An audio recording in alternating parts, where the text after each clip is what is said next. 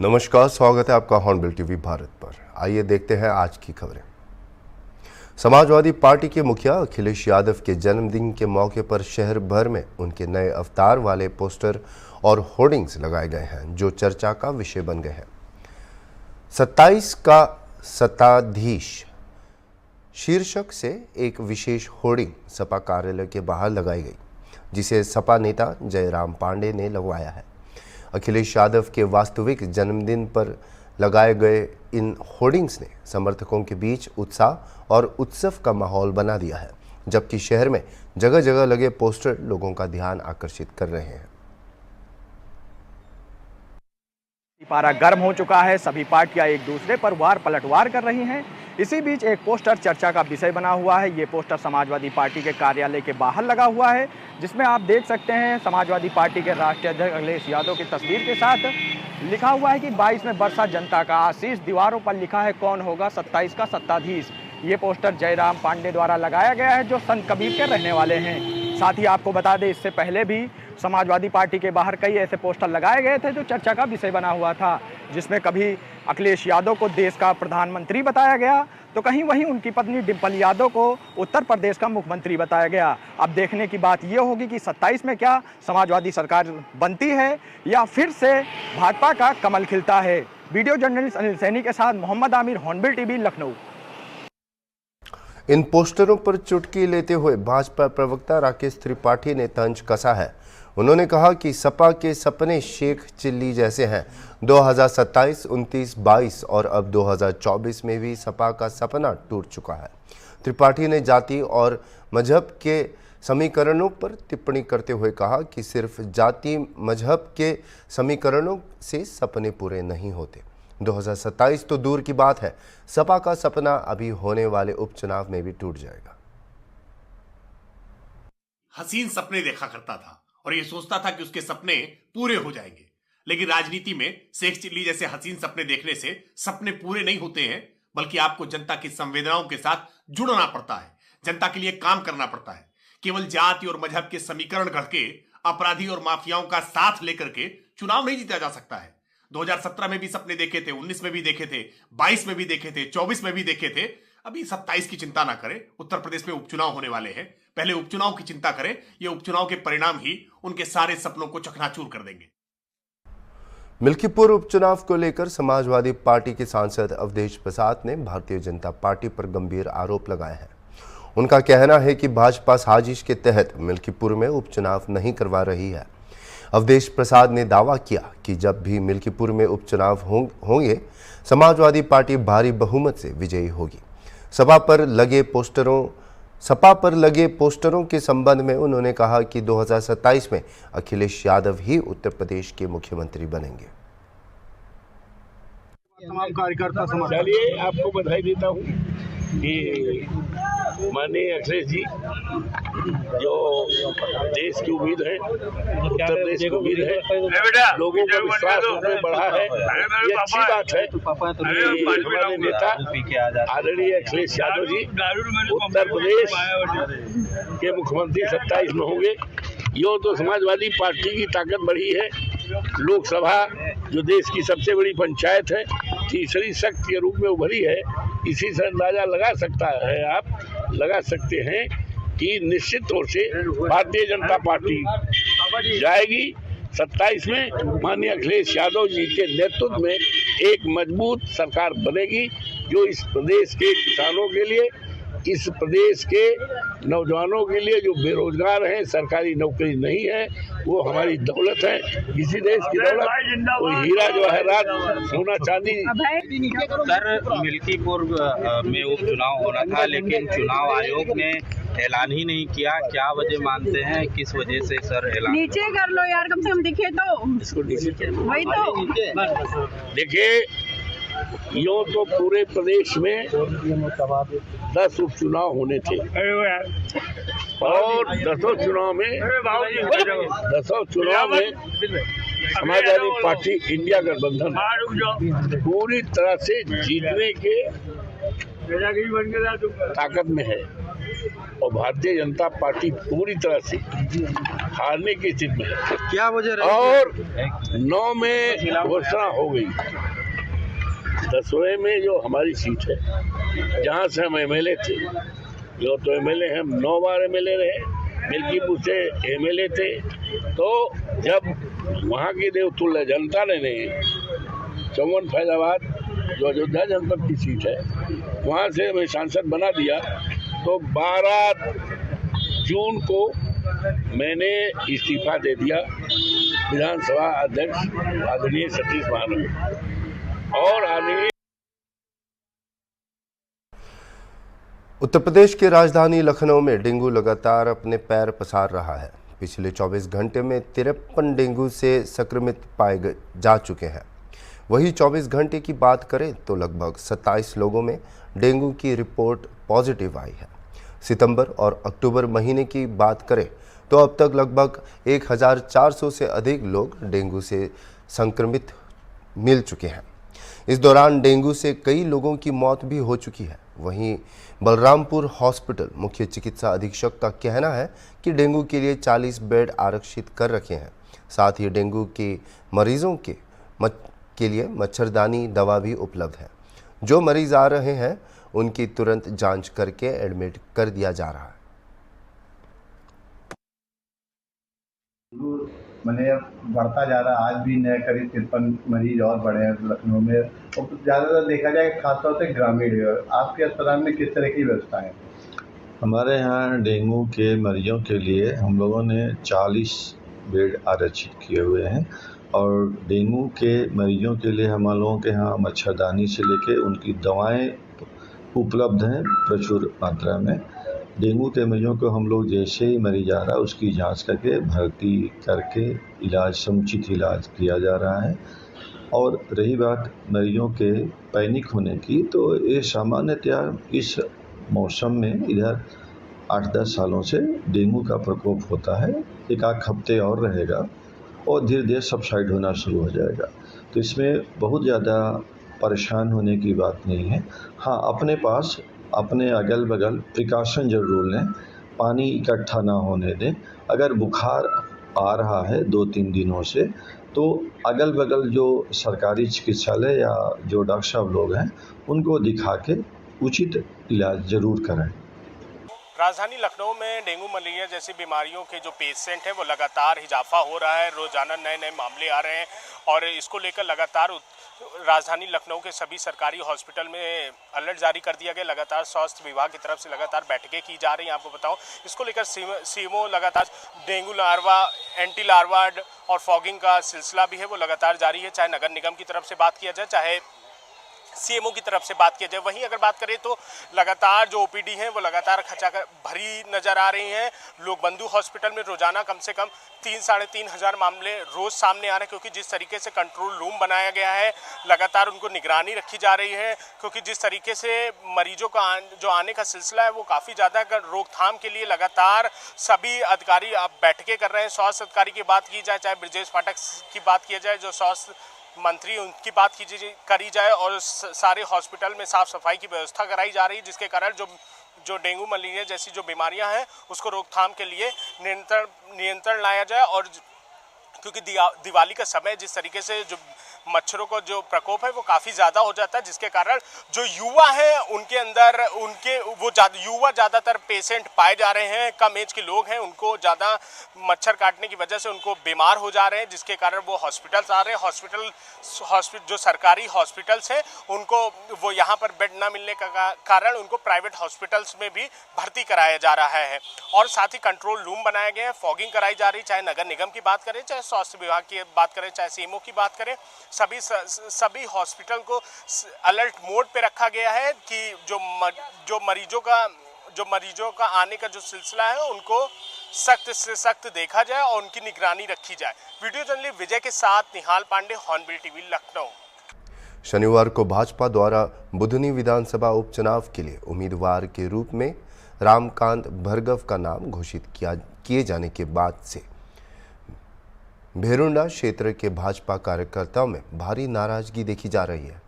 इस विरोध को कुछ वरिष्ठ नेताओं का मौन समर्थन भी मिला है। इसी के चलते आज शहर के सर्वमंगल पैलेस में एक बैठक आयोजित की गई, जिसे पूर्व विधायक राजेंद्र सिंह राजपूत ने बुलाया। इस बैठक में हजारों कार्यकर्ता एकत्र हुए, जिनकी एक ही मांग थी, रामकांत भार्गव का टिकट बदला जाए और राजेंद्र सिंह राजपूत को बुधनी विधानसभा का टिकट दिया जाए। बैठक में काफ़ी हंगामा हुआ और इस दौरान पूर्व राज्य मंत्री रघुनाथ सिंह भाटी ने कार्यक्रम में पहुंचकर कार्यकर्ताओं को शांत करने की कोशिश की। उन्होंने राजेंद्र सिंह राजपूत की प्रशंसा करते हुए कहा कि जब राजेंद्र सिंह विधायक बने थे उस समय क्षेत्र की स्थिति बेहद खराब थी, लेकिन उनके प्रयासों से क्षेत्र में विकास कार्य हुए हैं। 2.5 साल के कार्यालय के बाद राजेंद्र सिंह ने अपनी सीट पूर्व मुख्यमंत्री शिवराज सिंह चौहान के लिए छोड़ दी, जिससे शिवराज सिंह चौहान मुख्यमंत्री बने और क्षेत्र का विकास हुआ। इस बीच कार्यकर्ताओं ने जोर देकर कहा कि जिस तरह राजेंद्र सिंह राजपूत ने 2004 में अपनी सीट शिवराज सिंह चौहान को दी थी, उसी तरह अब यह सीट उन्हें वापस दी जानी चाहिए।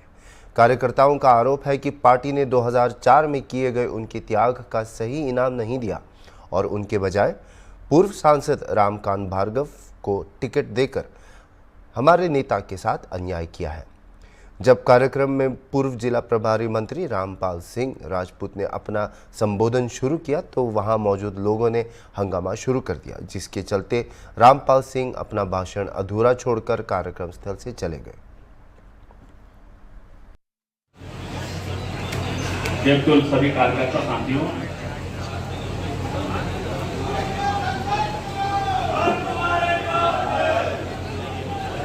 रज्जू भैया संघर्ष करो।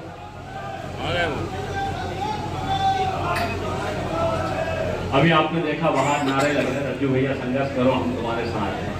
तो निश्चित ही मध्य प्रदेश के जननायक माननीय शिवराज जी के बाद इस विधानसभा में कोई लोकप्रिय नेता है तो हमारे रज्जू भैया हैं।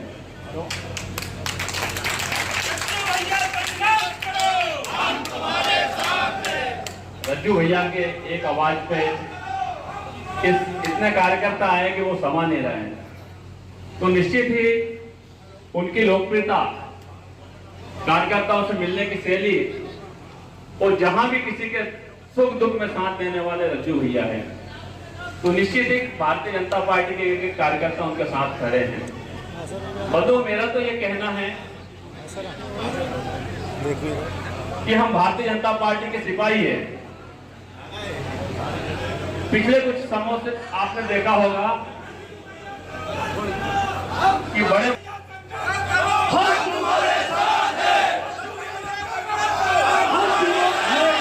मैं हाथ जोड़कर प्रार्थना करता हूँ,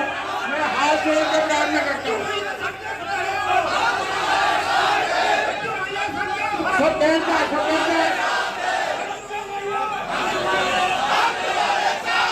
मैं शांति चाहता हूँ, मैं शांति का प्रतीक हूँ, मैं शांति चाहता हूँ। मैं बार बार निवेदन कर रहा हूँ, ऐसा काम कोई ना हो जो मेरे नाम को कलंकित करे, काम कोई ना हो जो मेरे नाम को कलंकित करे। जीत की गई थी पार्टी की, क्या रहा निर्णय? और जिस प्रकार से रामपाल जी आए थे, जनता में आक्रोश भी देखा जा रहा है, क्या कहेंगे आप? मैं जनता से जुड़ा हुआ हूँ, किंतु कहीं ना कहीं मेरी पार्टी मेरी जान है और मेरे पिताजी ने पार्टी के लिए अपनी जान कुर्बान कर दी। मैं कोशिश करूंगा कि पार्टी कहीं कलंकित ना हो और मेरे पिताजी का त्याग कलंकित ना हो। तो जिस प्रकार से आज मीटिंग आयोजित की गई थी, लोग आए, ये कार्यकर्ताओं को संतुष्ट करने की थी, मानो कितने हाथ जोड़े, उसके बाद भी ये तो कहीं कोई जन नजर नहीं आया, संतुष्ट नजर नहीं आया। जिस प्रकार से रामपाल जी आए, उनकी भी कोई बात सुनी नहीं, थोड़ा नीचे जाएगी और ऊपर जाकर के हमारे पक्ष में कुछ न कुछ बात सामने आएगी। इसलिए मैं हाथ जोड़ता हूँ कि अब ज़्यादा कुछ ना बोलें, अपने अपने लग जाएं और ऐसे काम ना करें जो अपन अपने पैर पे कुल्हाड़ी मारें। हम जो अगर टिकट नहीं बदली जाती है और आपको टिकट नहीं दी जाती है तो फिर इसी स्थिति में आप क्या करेंगे? आज आपने इतनी बड़ी मीटिंग ली और पूरे बुधनी विधानसभा कार्यकर्ता आपके साथ हैं। पार्टी का समर्पित कार्यकर्ता हूँ, मेरे पिताजी ने पार्टी के लिए प्राण दे दिए और अब मेरी भी उम्र 70 हो गई, ठीक है ना, 70 हो गई। अब 70 के बाद मैं अपने आप को कलंकित होकर के जैसे सरताज जी का ऐसा नहीं जाना चाहता। मैं उनके बहुत स्वर्गवास चलेगा, मैंने उनका नाम इसलिए लेना पड़ा कि वो उन्होंने अंतिम क्षणों में अपनी इस तरीके का करा। मैं हाथ जोड़ता हूँ, मेरे को यदि पार्टी चेंज करके कहेगी कि तुम लड़ जाओ तो मैं लड़ जाऊंगा, और ये पार्टी चेंज नहीं करेगी तो मैं जैसा मेरी पार्टी मुझे आदेश करेगी मैं उसका पालन करूंगा। जैसे कि भाई साहब आज जो कार्यकर्ता है उन सभी की एक ही मांग है कि रज्जू भैया, अगर चेंज नहीं होता है तो रज्जू भैया की मांग कर रहे हैं, तो फिर आप कार्यकर्ताओं को ख्याल करेंगे या पार्टी का? नहीं, कार्यकर्ता वो ख्याल आपका नहीं बोलने को हम क्या समझे कि रज्जू भैया के साथ नहीं है क्या आप, या बुधनी विधानसभा की जनता रज्जू भैया के साथ नहीं है क्या? यहाँ सभी पार्टी का कार्यकर्ता है, सभी चाहते हैं कि रज्जू भैया भारतीय जनता पार्टी से चुनाव लड़े। रज्जू भैया संघर्ष करो। आपको भेजा है, आपको बात नहीं है सर। आप पर्यवेक्षक थे क्या भार्गव जी का नाम? इधर आप आए तो होंगे, उसके तो आने के आप आए, मतलब आप रज्जू भाई कहने पे आए या पार्टी कहने पे आए? आप पार्टी पे कहने पे आए, रज्जू भाई कहने पे आए? और यह क्या ये बात ऊपर तक जाएगी? क्षेत्र में असंतोष है टिकट को लेके। यहाँ क्षेत्र में हम लोगों ने बहुत से संघर्ष किया माननीय शिवराज जी के नेतृत्व में, और सांसद रहने का भी मुझे क्षेत्र से सौभाग्य रहा। सड़कों से लेकर पेयजल और अच्छे विकास के काम हमने किए हैं, और क्षेत्र के कार्यकर्ताओं से मिलने में आया हूँ और उनकी बात समझने भी मैं आया हूँ।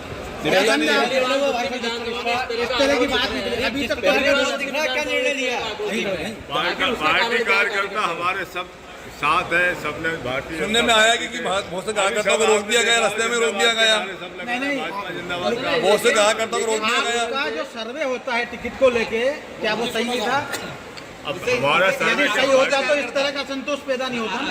आपका सर्वे गलत था या मानते हैं? हमारा कुछ नहीं, हमारे रज्जू भैया एक पार्टी सर्वे कराती ना टिकट देने से पहले। पार्टी में पार्टी तुम जरा बात करो, जाओ। लखनऊ नगर निगम में नगर निगम कार्यकारिणी की बैठक में नए फैसले पर मुहर लग गई है।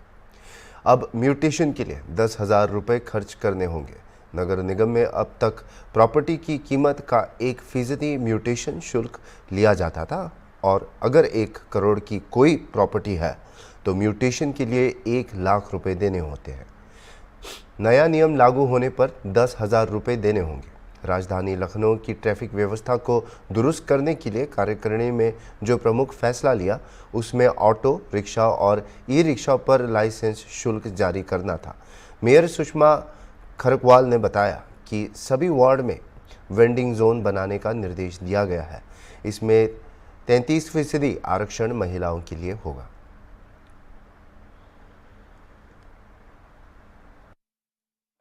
कार्यकारिणी की बैठक में बड़े फैसले लिए गए हैं। इसी मुद्दे पर बातचीत करने के लिए हमारे साथ लखनऊ मेयर सुषमा खरगवाल जी। मैम, कल कार्यकारिणी की बैठक थी, बड़े फैसले लिए गए सफाई को लेकर, ऑटो टेम्पो जो यातायात की व्यवस्था को दुरुस्त करने के लेकर बड़े फैसले, क्या कुछ फैसले हैं जरा बताइए। कल की कार्यकारिणी में एक तो नामांतरण का जो 1% फीस होती थी उसको निरस्त करके अब 10,000, 3,500 से 10,000 का स्लैब बना है। मिनिमम 3.5 मैक्सिमम 10,000 में नामांतरण, और इसकी उप विधि बनने में अभी समय लगेगा, तो हमने उसे प्रत्याशा में आज से शुरू हो गया है नामांतरण का। ऑटो टेम्पो लखनऊ की यातायात व्यवस्था दुरुस्त करने को लेकर नगर निगम ने ऑटो टेम्पो ई रिक्शा को लेकर लाइसेंस के लिए नियम लागू करें, क्या नियम है मैम? हाँ, इन पे नियम लागू, एक तो इनका ठहराव स्थल होना चाहिए, क्योंकि जहाँ पे चाहते हैं वहीं पे खड़े कर देते हैं। तो अब इसमें तैयारी कर रहे हैं, कितने 45 ठहराव स्टेशन बनाए गए थे इनके लिए, और मेन रोड पे ये न चले, क्योंकि मेन रोड पे इनके चलने से काफ़ी अतिक्रमण होता है। अतिक्रमण को लेकर लगातार सभी जोनल अधिकारियों को निर्देश दिए गए, पहली चीज। दूसरा सवाल ये है कि सफाई व्यवस्था को लेकर 20 रोबोट खरीदने के बैठक में बड़े फैसले लिए गए। हाँ, सफाई रोबोट खरीदने के लिए कहा गया था, पिछले वित्तीय वर्ष में कहा था, नहीं खरीदा गया, तो अब कहा गया है कि इसको खरीद के वो करिए, क्योंकि सफाई के लिए बहुत ज़रूरी है। मैम, लखनऊ की मार्ग प्रकाश व्यवस्था, जो स्ट्रीट लाइट बिजली के खंभों से चोरी हो गई, उसको लेकर बड़ा निर्णय आपने लिया। आपने कहा है कि सभी जहां जो बिजली विभाग की लाइटें चोरी, उनको तत्काल प्रभाव से लगवाया जाए, तो क्या निर्देश दिए गए सभी चीफ इंजीनियर? अभी तो दीपावली तक तो व्यवस्था करी जाए मार्ग प्रकाश की, लेकिन एक हम इसमें बड़ा परिवर्तन कर रहे हैं। एंटी थेफ्ट लाइट मंगवाई हैं, उसका टेंडर पड़ा है और आने वाले समय में जो लाइट चोरी की शिकायत होती है वो मुझे लगता है कि समाप्त हो जाएगी। हमारे साथ बातचीत करने के लिए लखनऊ में सुकुमार काबुरवाल जी, इनका साफ तौर पर कहना है कि मार्ग प्रकाश की व्यवस्था जल्द से जल्द दुरुस्त हो जाएगी। वीडियो जर्नलिस्ट विजय के साथ निहाल पांडे, हॉर्नबिल टीवी, लखनऊ। अभी के लिए इतना ही और खबरों के लिए आप देखते रहिए हॉर्नबिल टीवी।